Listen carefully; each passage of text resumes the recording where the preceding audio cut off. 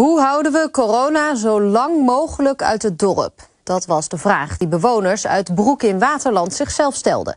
Zij bundelen daar nu al hun losse hulpinitiatieven en maken informatieve filmpjes.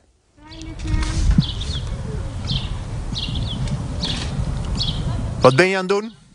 Ik ben aan het sorteren welke pakketjes naar welke buurtcoördinatoren moeten. En die ga ik dan nu rondbrengen bij de mensen. En die gaan ze dan weer verspreiden in de buurt. Ze gaan van deur tot deur in Broek in Waterland om alle bewoners te vragen zich aan te melden bij een buurtapp die speciaal is opgericht om elkaar te helpen tijdens de coronacrisis.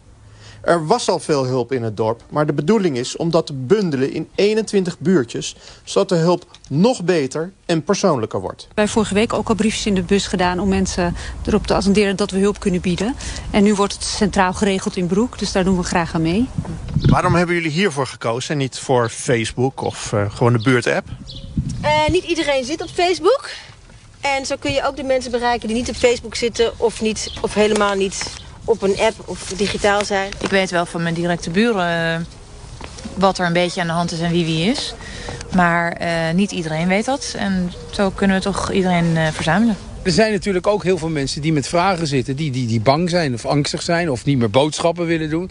En in sommige gevallen, of in de meeste gevallen, kunnen we dat natuurlijk als dorpsgenoten misschien wel een beetje oplossen voor elkaar. Dus ja, ik vind het geweldig om te zien dat de hele buurt daar aan mee wil werken. Of het hele dorp eigenlijk.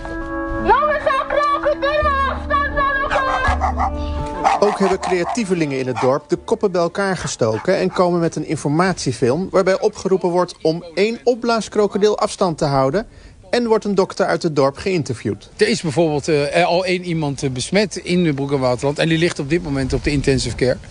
Wij proberen eigenlijk alle broekers op te attenderen zonder dat heel betuttelend te doen of zo. Om te kijken wat je kunt doen om het zoveel mogelijk te voorkomen. Ook in de buurtdorpen uit Dam en Zuiderwoude gaat de nieuwe buurtapp van start.